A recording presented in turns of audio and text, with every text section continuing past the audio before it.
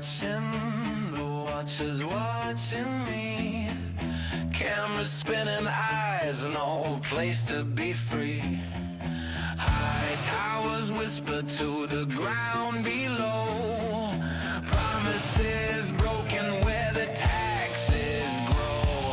C.S.I. watchdogs sniff the trail. Follow the lies where the big dogs fail. Truth uncovered, corruption's face. Tear down the mask in the shadow place. Tear down the mask in the shadow place.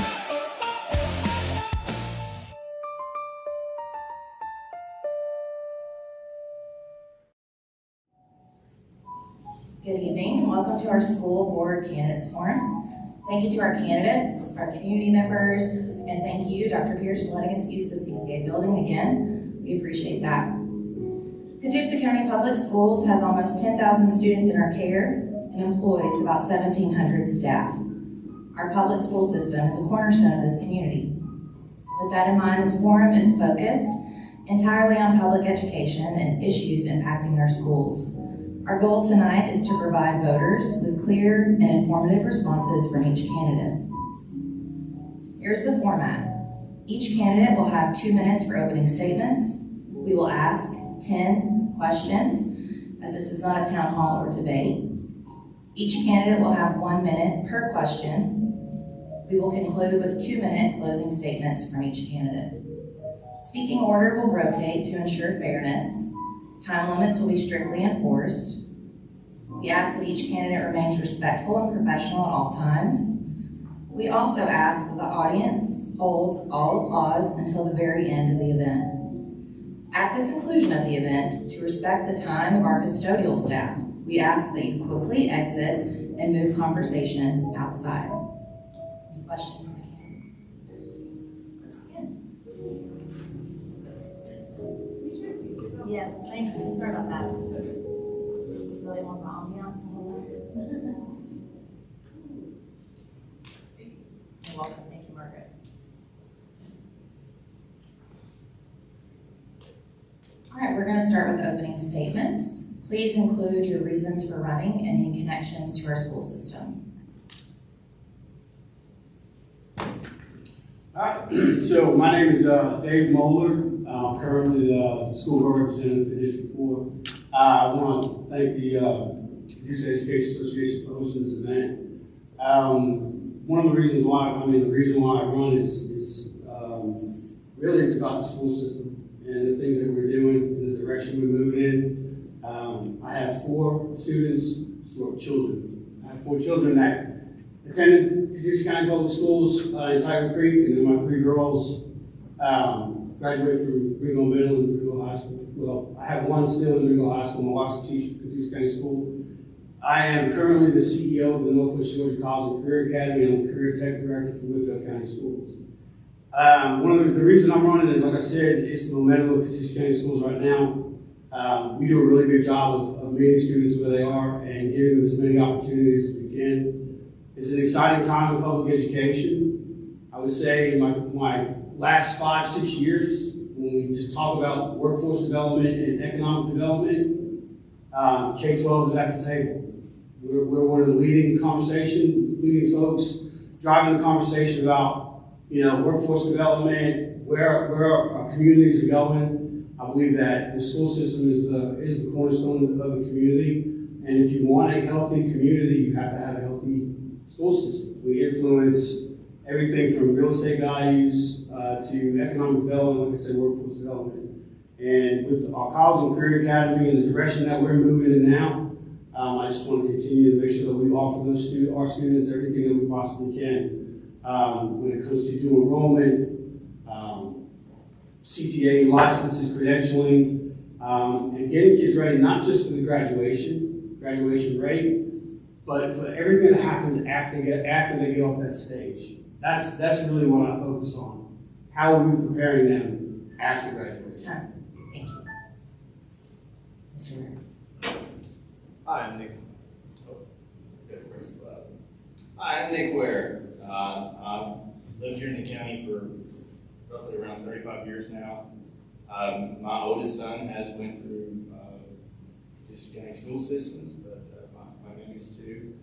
We had homeschooled, so I've been married, three children, 3 kids, and we have lived in this area for a very long time. With my career, where I've been, where I came from, I came up through a trade school. I'm a trade school person. Became an industrial electrician at one point in my career. Went through the JATC program, IBEW electrician, Chattanooga, Tennessee, level 175. From there, I expanded into certifications in technology and so on and so forth, to where now I'm an engineer, designer of telecommunication systems. We're an international company that primarily does federal government work. Catoosa County is my home. Catoosa County is special. And knowing that my oldest son, going through with a disability, if anyone you know, went through the school system. And I got to see the love, the care, the genuine people. In the IEP meetings that we've had, Miss Bonnie List, if anybody knows her, she rode with us. She was there ride or die for Alex, my son, all those years, and he flourished. He was one of those people that also used to vouch, because whenever the school system, the Ringo that he was supposed to go through, Ringo High School, they had no elevator. So he got to go to Heritage. That's where he met Mr. Nix at Heritage and Mr. Ronnie Bradley. And so,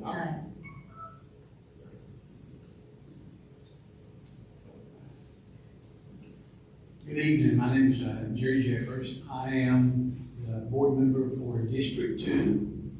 And once again, we're setting up this forum this evening. Thank you for attending.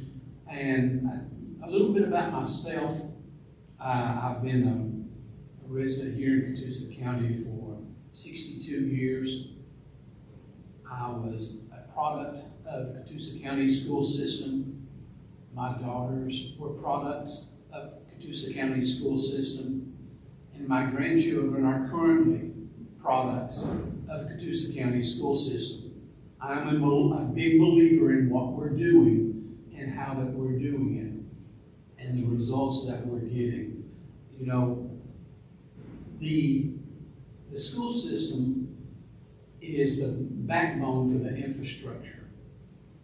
And it helps build a strong community. It helps with your property values.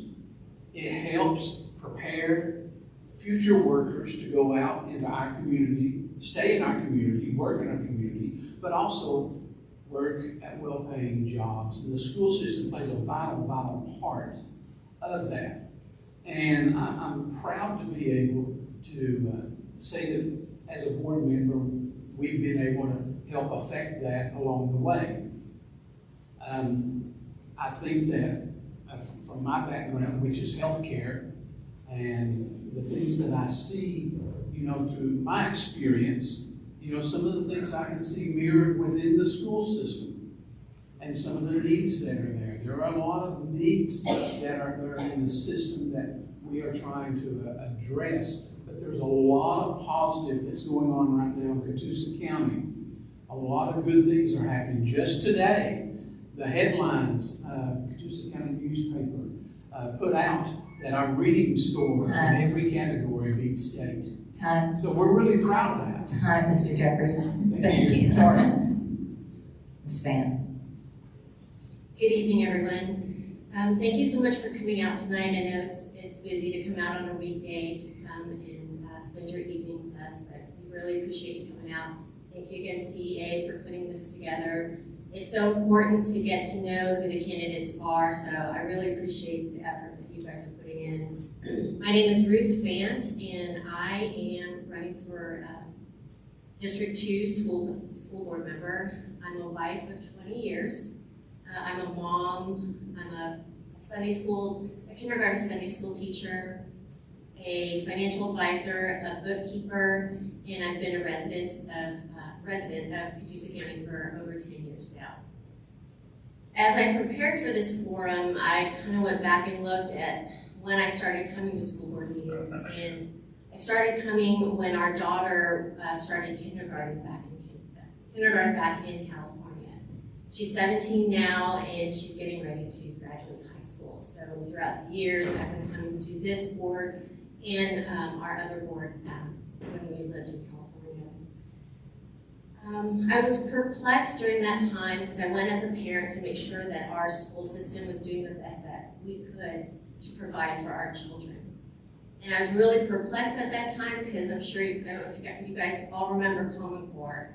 I did not understand why we were using Common Core and taking away, and pretty much just what we did was told teachers that had a background in it and had 30 plus years of experience and just telling them, hey, what you're doing wasn't right and we're going to do it another way. So that was very odd for me, and I would go to the board trying to get that fixed. So thankfully, Common Core is gone, but today we have another situation here in Catoosa County. Our state has said that we are at critical status, so that's why I'm running. All right, we're going to begin our question rounds. Each candidate will have 1 minute to respond. We're going to ask 10 questions total. Speaker order will rotate, and each candidate has a copy of that rotation. Question 1, we'll start with Mr. Ware. How do you define the role of a school board member? 1 minute.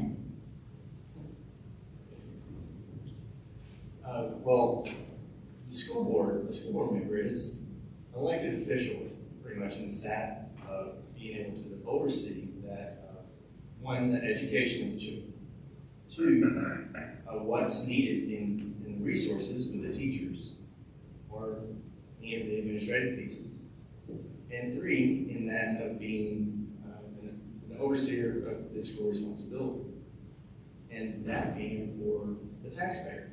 So there's three entities that's within this equation. There's the children, the teachers, and the taxpayer. And you got to be able to manage that from a standpoint of where you don't fall into those areas that we're seeing now, where, like Ms. Fant said, the critical status, where you've got the people here, you're not raising their taxes 50% for their property taxes. So there's a balance that has to be done, and that's what a board member should be doing. Thank you. Ms. Fant.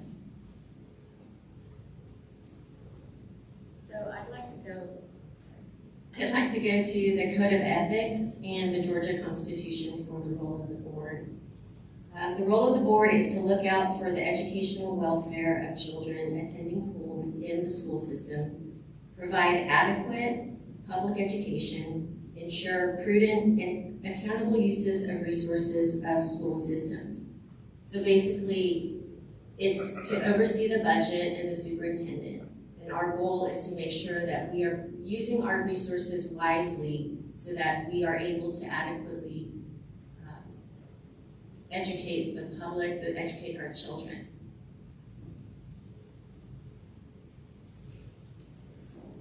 So the role of the school board member is really, number one, you're a liaison to the community. You're that bridge between the school system and our community. A number one responsibility, every decision we make is based on the student.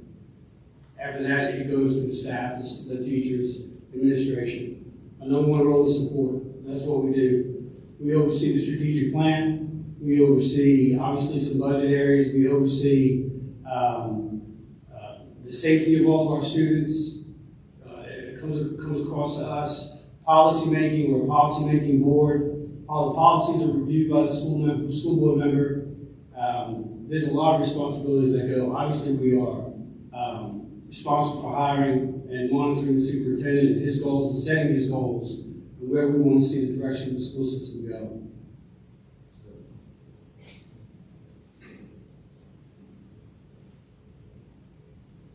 Assuming that the board member, as David said, it is a liaison to the community, but also it is far more than that.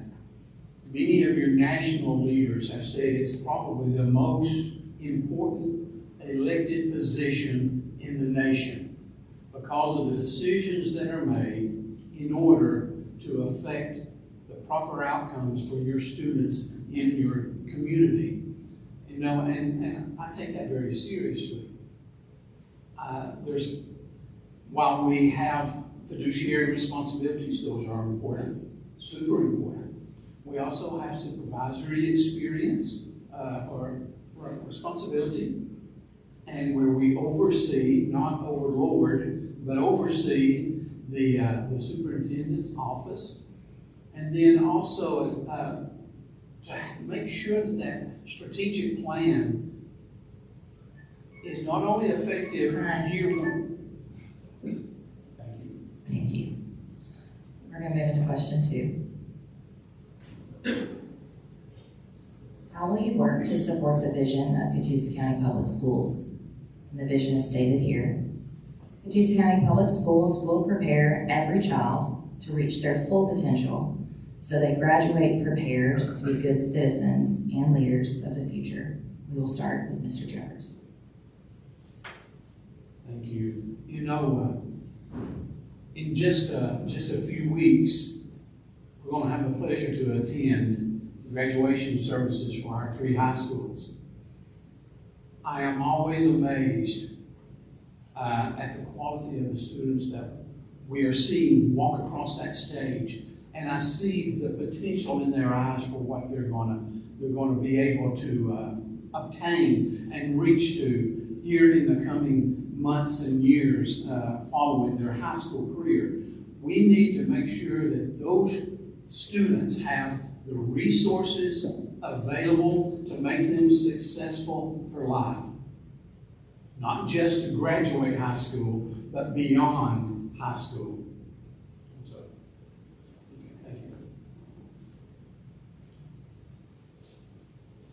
So there's a saying, a vision without action is just a dream. What we have right now is in this time, this decade, this century, we have something that's unprecedented, that's going to affect every child from this day forward. And that's the AI revolution.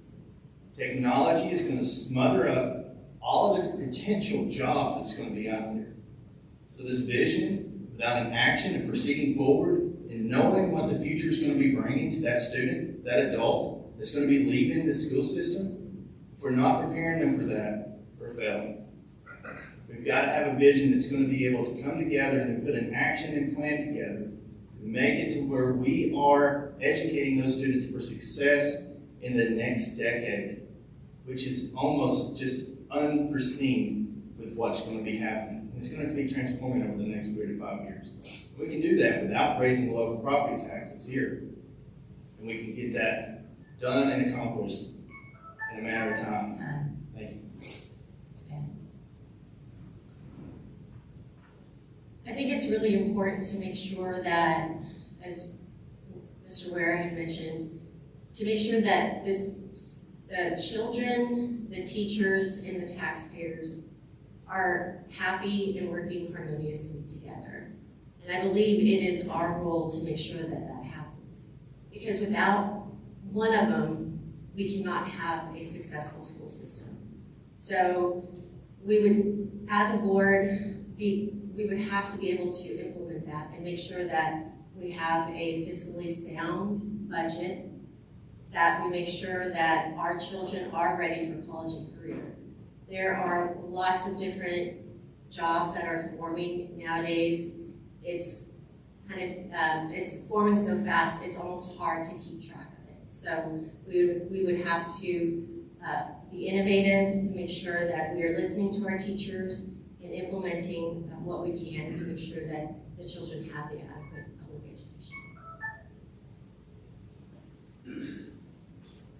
So I think the biggest thing we can do to support our mission is just support our staff, support our teachers, understand what our community needs and what our industry partners need in order to be able to devise a curriculum that's going to prepare our students for those next steps. That's one of the things that Catoosa County does very well. We do needs assessments. We talk to our industry partners. We talk to our post-secondary partners, and we know the skill sets that they're going to need. When I talk to teachers, especially at the elementary level, I do say things like, you have a student in your class right now that might get a job that doesn't even exist. That's a heavy burden to hold, but there are fundamental skills that we can provide and have provided because economies have evolved. Emotional intelligence, making sure they understand how to behave, how to show up, how to act professionally, how to communicate. Those are the skills that are going to take those students to the next step beyond graduation. Time. Thank you. We're going to move into question 3, and we'll be starting with Mr. Moeller. What specific priorities would guide your decisions to improve academic achievement and overall student well-being in Catoosa County Schools? Again, this is going to go back to a theme of support. We need to make sure that our teachers have time and our school building leaders have time to collaborate and evaluate data so that they can make the decisions they make are data informed. So that they can look and see, okay, where are our deficiencies? How can we come together? What teaching strategies do we need to change in the classroom in order to be able to push those students forward? We can do that by protected time, making sure that our teachers have protected time within their calendar day to be able to do that work, to be able to work as a team, whether it be common planning or when we do for the high schools the way we release on Wednesdays, so they have that protected time to continue to push that forward. The other thing as far as student well-being is making sure that we have enough counselors in our schools. That is a huge issue. They're being bogged down, our counselors. And they need time to be able to work with our students so that they're in good shape. Those are some of the things that I was going to focus on. Yeah, some of the things that I would, number one, we've got to make sure that the teachers have the resources that they need in the classroom in order to be able to teach appropriately. We need to make sure that the structure is there where the teachers can have that or maximize the time that they have in the classroom where they can actually get the information and the curriculum out to the students, teach the students, and have that opportunity to reach that even on an individual basis, reach that student. Some of them, some students don't learn at the same pace as others, but a teacher will recognize that, and a teacher will identify that and will help try to move that along. David mentioned counselors in healthcare. Mental health is a huge issue in our schools today, and it's something that we really have to take a hard look at in order to make sure that. Thank you. Mr. Ware. I think that you guys are using MAPS now, if I'm not mistaken. The MAPS program is a great program that actually starts streamlining that data so that you can be able to help the students, right? It drills down, using that technology to drill down to see the data that's there, and it's data-driven, that helps with education because, just like Mr. Jeffers said, you don't know the students. It's hard as a teacher to say that there's 30 people in the class and that you can focus on just that one and then basic needs. Using the technology, the tools that teachers need is a priority for me because those tools are what's going to benefit that child. And then having it to where the students' well-being in Catoosa County, I think one of the things that I have always been a proponent for is here. This right here, I think was one of those good ventures in Catoosa County in being able to make it to where there was another adventure in their life that they could come to. And this College and Career Academy was one of them.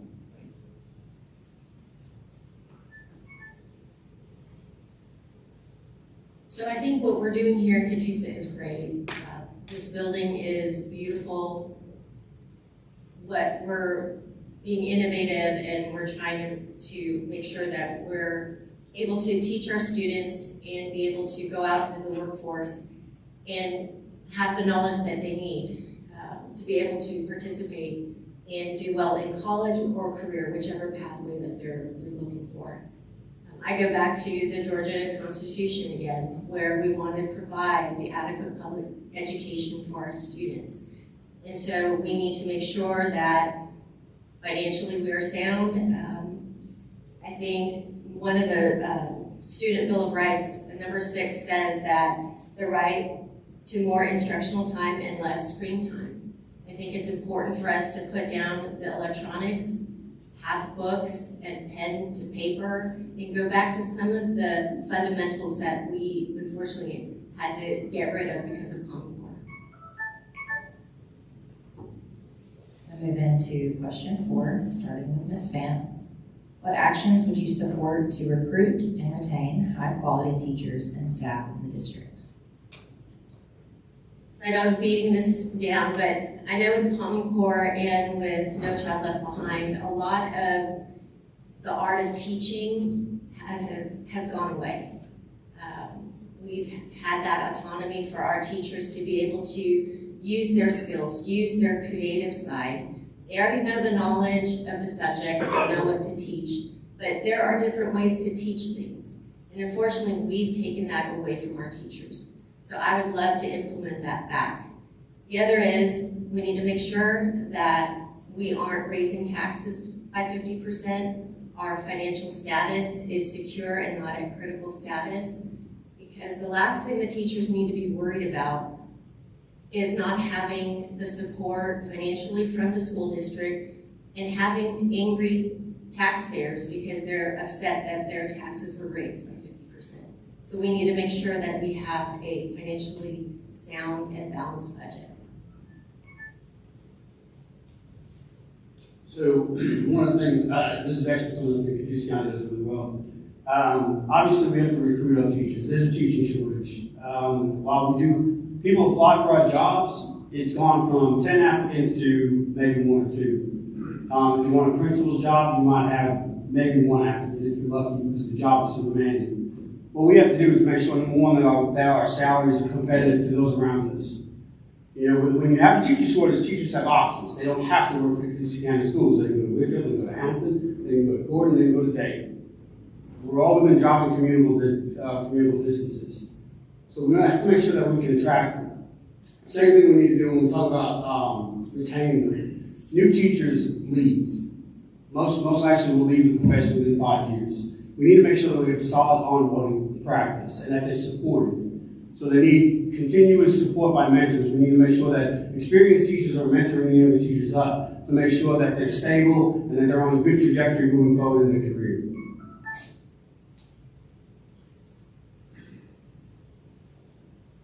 It starts with a strong system, and it's a very successful system. I believe that that's one of the reasons why we can attract the teachers that we do, and we retain the teachers that we do. It's important for us to be able to set that standard so that when someone's looking for a position, then they can look at Catoosa County and say, what are they doing differently than some of the other systems around in the surrounding areas? And that may be some of the things that they like. But, you know, to support and recruit them. David's right when he says we need to provide structure where the more seasoned teacher can help mentor that younger teacher. You know, you go through 4 years of college, you get your degree, and you come out, you know, and everybody thinks, okay, they're ready to go. That's when their education is starting. That's not when it's fulfilled.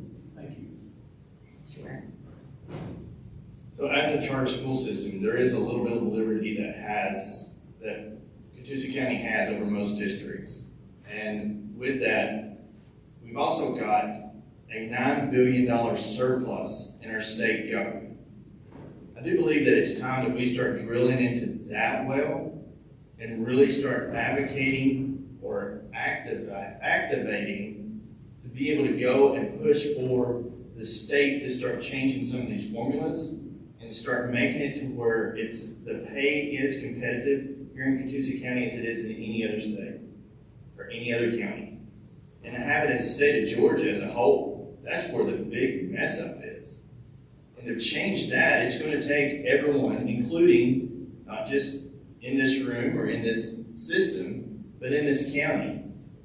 And so we have to be able to bridge that, and by not putting the burden of a 50% tax increase on the people here, that we bring it to where the state is covering them, and then we show that and build that bridge back to the community. I'm gonna go to question 5, starting with Mr. Moeller. How should the school board respond to educator concerns about workload, pay and benefits, classroom size, resources, and time for planning and instruction? I've already addressed time for planning and instruction. Educator concerns about workload. I understand the day-to-day in a school building where you're supposed to have a planning period, but you get pulled continuously to go cover a class because we can't find a sub, and then they don't have time to do some of the things that they need to do. I understand how that's happening. Paying benefits, that's money. I know in Tennessee, they looked at every teacher making a minimum of $50,000. Again, that's one of those things where you have to look at your local supplements and make sure they're competitive.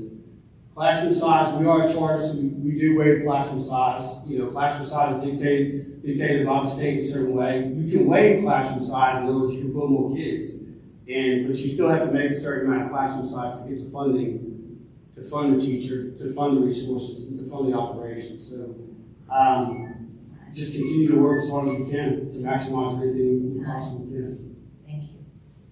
I think that the workload's probably coming from a lot of mandates and things like what Ms. Fant was talking about with, you know, the curriculum being mandated by the state, right? So in being able to have that to where you as teachers, once again, advocating back to the state and having the state to be able to show to where this curriculum doesn't work, stop pushing it on us. And like Ms. Fant said, let us be teachers. Let us do our positions and our roles. And with that, the workload may be a little bit different. Paying benefits, those benefits, once again, from the state. State is the one that needs to be pushed, that needs to be paying for that. It no longer being a burden on the local taxpayer, and it being to where this school system is healthy based upon what the state will give in benefits. Classroom size, that's, like David said, with that can be changed. Resources, state, once again, pushing for the state. All of this to where we're not raising taxes here.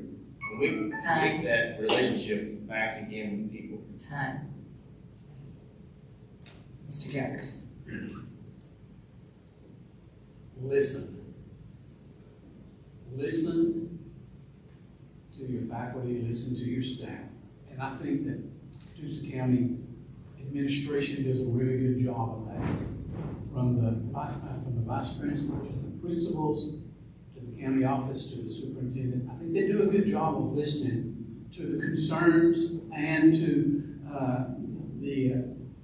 whether it be fears or whatever. I think they do a good job of listening to the students, to the teachers in those regards. And not just the teachers, but also the staff and the issues that are going on. I think they do a really good job of listening. You know, pay, benefits, all of that stuff, as everybody has said, it's tied to funding. You know, do we want to raise taxes? Do we ever want to raise taxes? No. But there has been some situations where that's been the case. We've had Time. Thank you. Ms. Fant. I would make sure that I had an open door policy. I would want the teachers, the staff, the administration to be able to come and know that they will be heard, not just heard, but actions will be taken. You guys are the ones that are out there, the front line, day in and day out. You know what works and you know what doesn't. I would love for you to be able to come to me, come to any of our board members, and feel safe to be able to openly give us your opinion and suggestions. I think as far as pay and benefits goes, we need to work with our state. We need to do something about this QBE. There's a modern cost study that can be done. And what that does is it'll do an independent study and look at resources that work. And that's what we can use and make sure, and update the formula so that we can make sure that the pay and benefit is there for our teachers. Question 6. We'll start with Mr. Jeffers. When making budget decisions, how do you balance fiscal responsibility with the need to adequately fund classrooms, programs, and support services to best support our students and staff? Number one, you have to put the students first. That's the number one priority. That's why we're here. Students have to come first. Sometimes we have to make hard decisions. We had to do that year before last. We put 100 positions due to budget shortfalls. You know, that was $4.5 million out of our budget. You know, that was tough. That was tough cutting those 100 positions. But sometimes that happens, and we have to do that. But we try to manage and be good stewards of what we're given and try to stretch that dollar as far as we can. Number one, again, for the benefit of the student. And then number two, for the faculty and for the staff.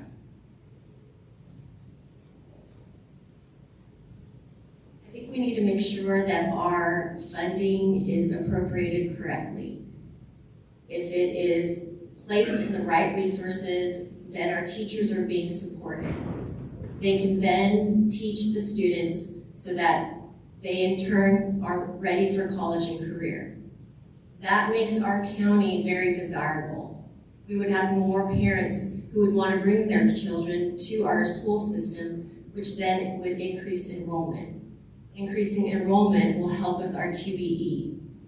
And essentially that would help with our funding.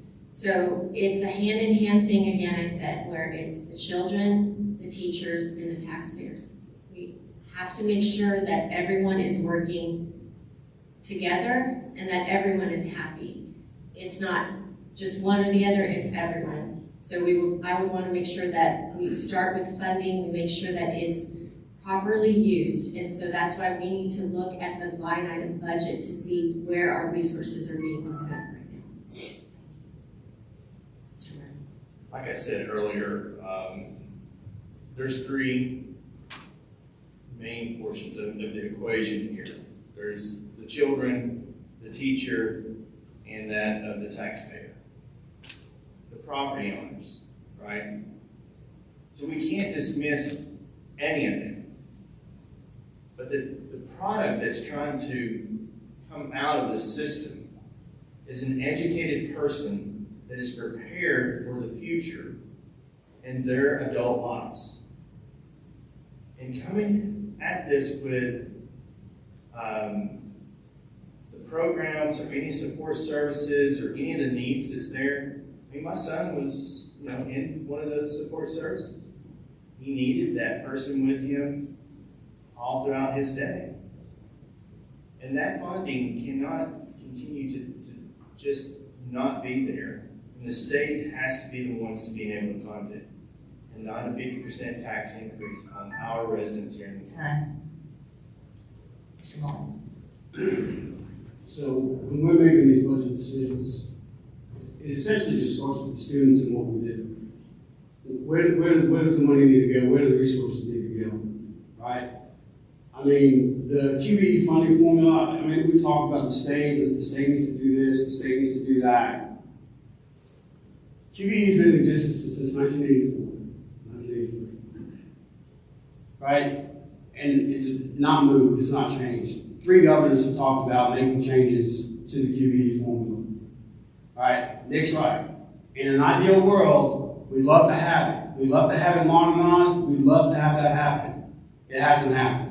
Yes, we get additional funds when they have an increase, like with the health insurance. There've been additional funds for that.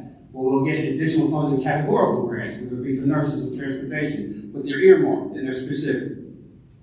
Best thing we can do is talk to our administrators, figure out what it is they need, where does the allotments fall, because there's a formula, there's an allotment process, and that's where the funds go. Question 7. We'll start with Mr. Ware. If elected, in what ways would you advocate for public education with state legislators? So anyone here knows me, I am one that will stand at a podium and I will speak up at any government session or whatever's needed, because I'm an activist. And I believe that we have to be activists sometimes whenever we're looking at things that are important.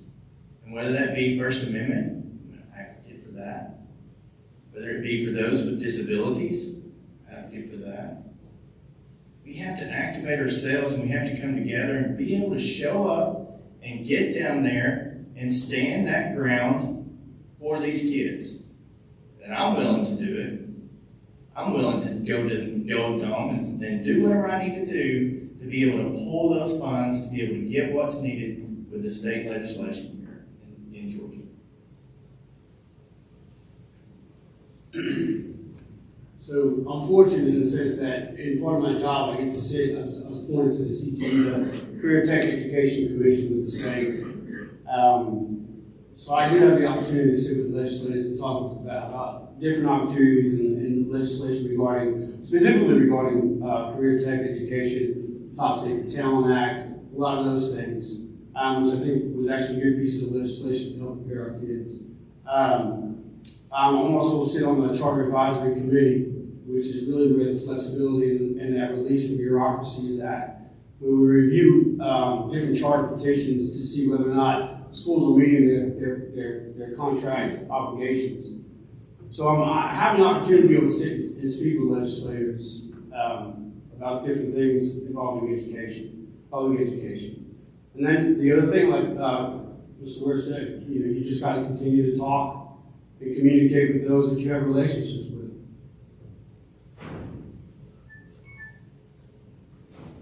So I would make sure that I had an open line of communication with our state legislators.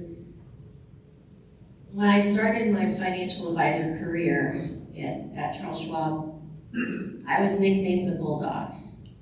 Not to be mean, I wasn't mean or anything, but what I did is I kept calling, and this nice lady complained about me and said I was Bulldog. So I guess in that instance, I would be the same. I would make sure that I continue to drip and make sure our legislators understood how important it is to pay attention to Catoosa County, to make sure that we are fully funded, and to make sure that we are working and making progress to changing and updating that QBE. And I am one that I may get nervous here and there, but if it's something that I truly believe in, I do not have a problem speaking up and making sure that I represent the people that vote for me. I agree that the QBE formula is antiquated and inadequate. Our state does have a large surplus. And it would be good to be able for the school system to be considered when looking at that surplus, along with updating that QBE formula, quality basic education. That's been something that, as David pointed out, that formula came around in the early 80s. Some of you weren't even born in the early 80s. That's how long that formula has been around. It just doesn't work. And so communication with our state and local representatives, it's a two-way street. We have communication with them, but they need to have communication with us also. And so it's important that we be able to have that two-way street and mutual respect with our local representatives. Thank you. So we're going to speak a little bit more specifically about advocation here. With question 8, starting with Ms. Fant. How would you advocate for increased and consistent state funding for Catoosa County Schools from the state? So, as I mentioned before, I think it's important that we take a look at the line item budget and we make sure that funding is appropriated correctly. The resources are given to our teachers so that they feel supported, that they are supported. so that they can then use their art of teaching to be able to teach the students. And again, if that happens, then that means we are graduating many students, lots of hundreds of students that are college and career ready. Then the word gets out that Catoosa County is a great school system. It already is, but it's even better. And so then we have more competition. We've got more students that want to come. And if we have increased enrollment, then our QBE does change. And we can make sure that we have good teachers that are here, retain our teachers, and that we will have consistent and increased funding. Mr. Jones. Increasing for additional funds, again, it's kind of ties into our last question about, along with our state and local representatives and everything else. But most folks aren't aware that we here in Catoosa County lose 5 meals of our tax digest every year. That's roughly between $5 and $8 million that's taken out of our budget, that's given to counties who don't have the tax representation that Catoosa County has. Kind of going back to the other, why can't we be allowed to keep the money here in Catoosa County from the taxpayers, but let our budget, the surplus, let it pay for those counties who don't have quite the tax representation?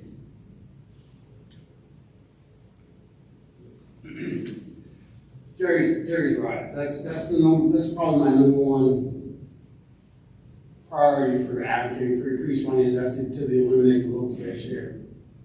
You know, we talk about the QBE formulas, from the 80s, early 80s, and while, we need to have a direct resource for students in poverty, right now they're not weighted the way a special ed student gets weighted for a little additional funding because it costs more to educate them. It's the same thing for students who are in poverty.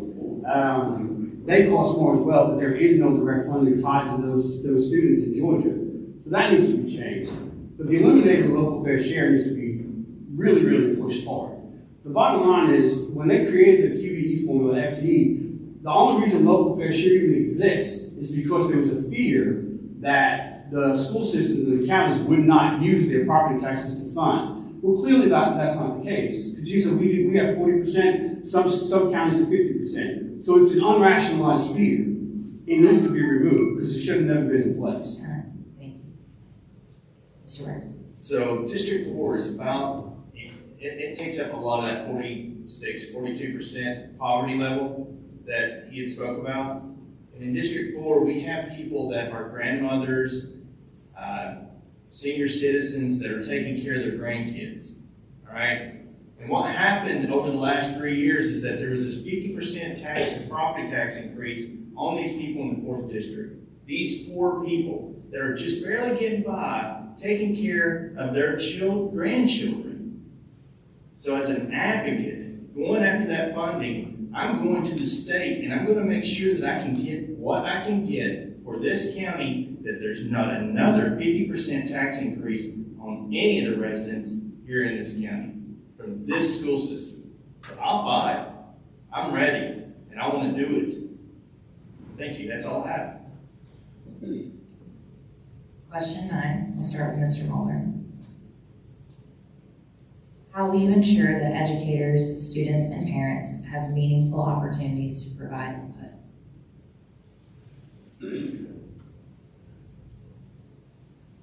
Well, we do. I would say we're a parent-driven school system. Everything we do is with our parent input. We put out community surveys. Our strategic plan is governed by our surveys. Our East-West plans are directed by our surveys. Pretty much everything we do, large decisions that we do in our community, is done through input by our community.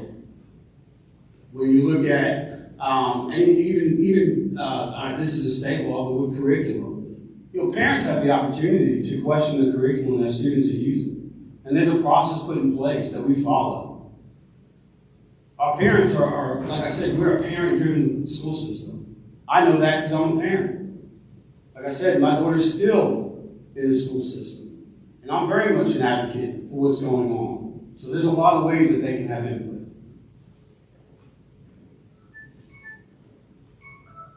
So as I mentioned before, I would want to make sure that I had an open door policy. And it's just not open door, but it's a safe place to come where we can share ideas. Sometimes those ideas may not be something that you're comfortable talking about, but it's still an idea, and it may be a very good idea. Like I said before, our teachers, you guys are at the front, you're at the front line, you know what's going on. Our parents, they know what's best for their children. Every child is different. Our taxpayers, they're the ones that help fund our school system. So I would want to make sure that it's an open door. The one thing I don't want to do, which would hurt our school system, is increase our taxes by 50%, increase spending at the same time, and then create an environment where our teachers don't feel supported by our taxpayers.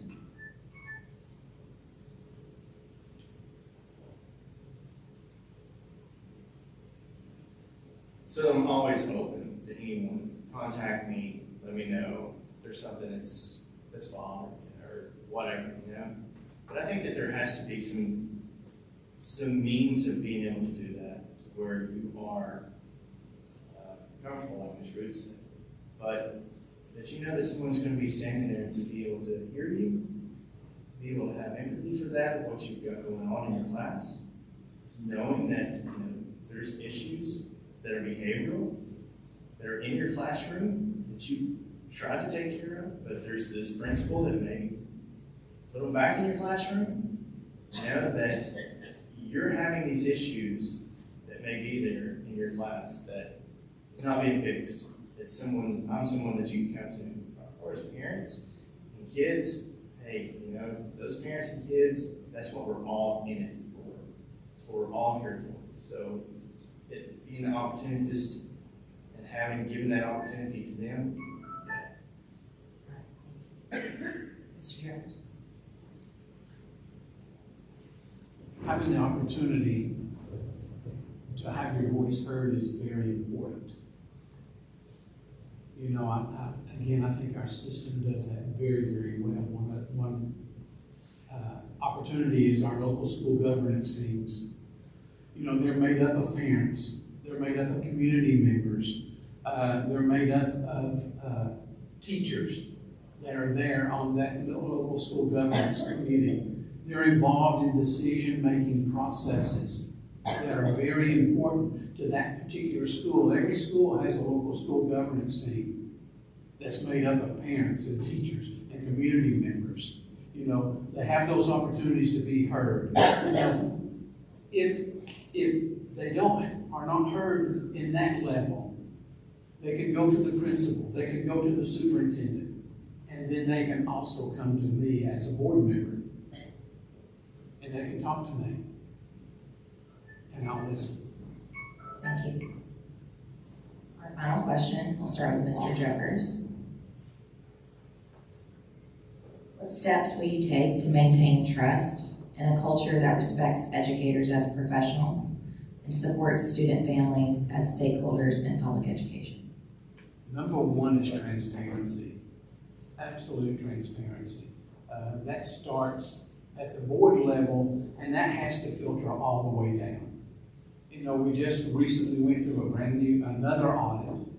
That audit came back with 0 findings and said that our budgetary process, they could not find any fault with our budgetary process. That's number one, that's important. That's important for people to be able to have confidence in our budgetary process. It starts there. It starts with having good, firm policies to guide you by. It's important to have those policies. Some of those are county policies. Some are mandated by the state, and we have to have them that way.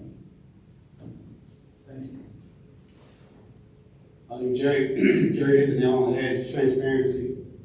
Transparency with our community, transparency with our teachers, transparency between our teachers and our principals, transparency between our teachers and our families and us.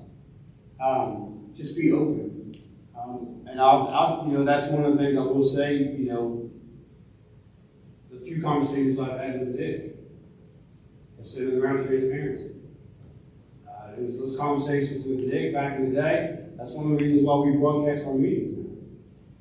Me and the Vice Chair, Ms. Gibson, started talking about, we need to make our meetings more open so that people can see what is it that's going on if they can't get here. Put everything online. All of our audits, all of our financials, everything goes online. And of course, our board meetings are open. And that's the best thing that we can do, is push that culture straight through all the way to the classroom.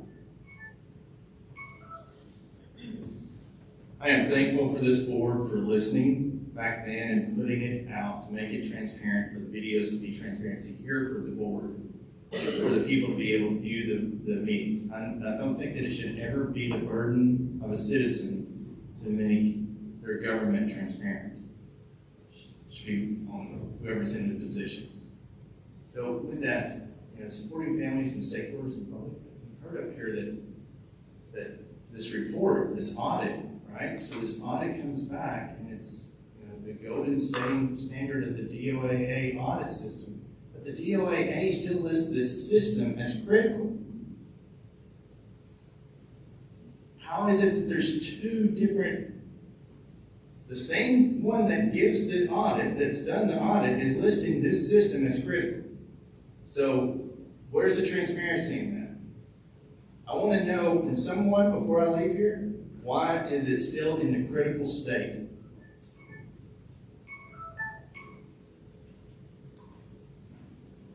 I'm glad we all agree that transparency is very important and it is the key.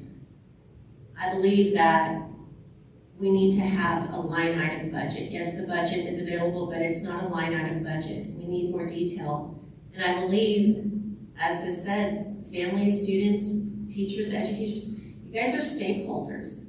You have a right to be able to put your eyes on a line item budget and see where the money is going. The more transparency there is, and with an open door policy, we would have lots of great ideas that will come in. It's not just us at the board, it would be the stakeholders, the families, the teachers, the students, the parents. So I think we need to make sure that that's public for everyone to view. We need to make sure that we're financially sound. And one thing, if we do that, if we do both of those really, really well, then our FESR rating will go up, because that's goes hand in hand. We're going to begin our closing statements. We're going to go in the reverse order of opening. So we'll be starting with Ms. Fant. You have 2 minutes. Thank you again for having me today. I really enjoyed this opportunity to be able to share our ideas and what my platform is. I believe that I am the right person for this job. Our district is in trouble. The state has told us that our county is in critical financial status. This is after our property taxes were raised 50%. If we do not get this under control, we are at risk of the state coming in and making our decisions for us. The last thing I want is for the state to take over. We do not want to be like Dublin City, who after being in critical financial status is now facing possible insolvency and had the state put them on a financial improvement plan. Being fully funded is important, but with that funding, there comes a budget, and we have to stick to that budget. Just as much as we could not have college and career-ready students without teachers, we cannot have them without a financially sound budget. To make a successful school system, we have to make sure that children, teachers, and taxpayers are happy and work together. That would be my goal and role as District 2's school board member. I am the best person for this role with my background and knowledge in the financial world. I will be compassionate, efficient, honest, and trustworthy. If you vote at the Boynton or Westside precincts on Election Day, then you live in District 2, and I humbly ask for your vote to be your next school board member.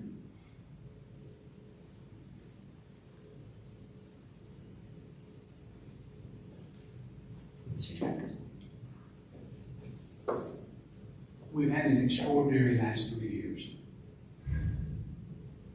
Critical ratings from data from 2024. It's not current data. You want to know why our school system did dip in our financial reserves?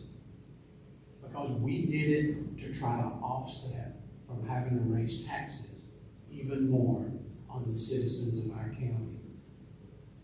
We made that decision to do that, to try to spare our citizens an even higher potential tax rate. So in looking at that, then on the heels of that, the state government decides that they're going to double the cost of the state health benefit plan, which, by the way, our state legislature no longer even controls. It's independent, so they can do what they want to do. So in looking at those things, it was out of concern for our citizens that we dipped into that. If you look at last year's numbers, you'll see that we're making progress back on that fund balance. And the last audit did not find us as critical. I believe we've done a great job under adverse circumstances in the last 2 to 3 years. And everything that has happened and been thrown at us. It's been difficult. It's been hard. It's been trying on a lot of people.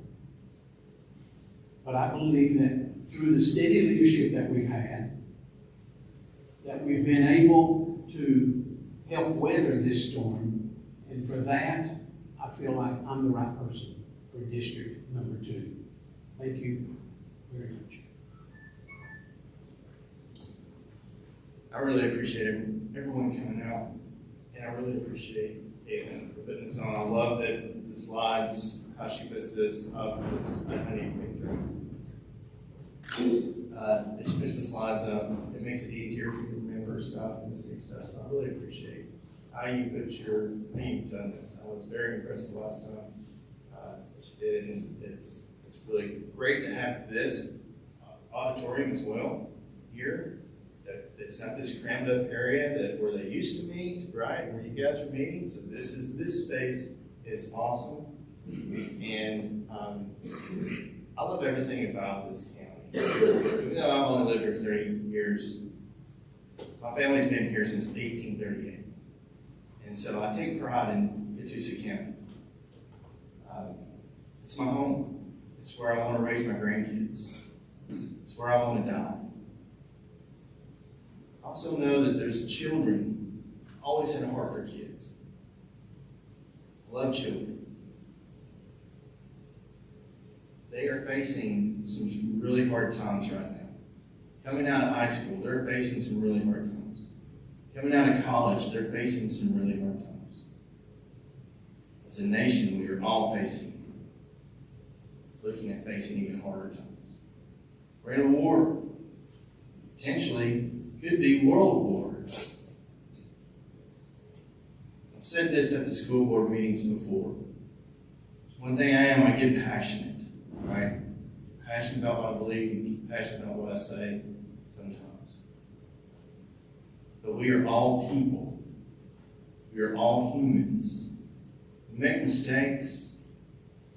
And we sometimes have to just fess up, live with it, and come at it to a point where us as a public can start coming together and no longer have this divisiveness here in this county.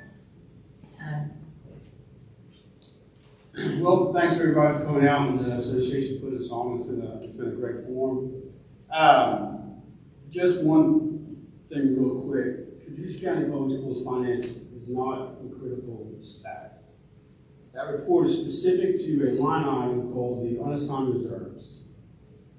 That's the only thing that got that label, and that was 2 years ago. The fact of the matter is, This year, our projected fund balance is going to be $8 million. The unassigned fund balance is already projected to be about $1 million more. So we've already grown. We're moving in the right direction. For those of you that have been here, you know, when we came out of the tornado in 2011, 2 years after that, our millage rate reached as high as 18 plus.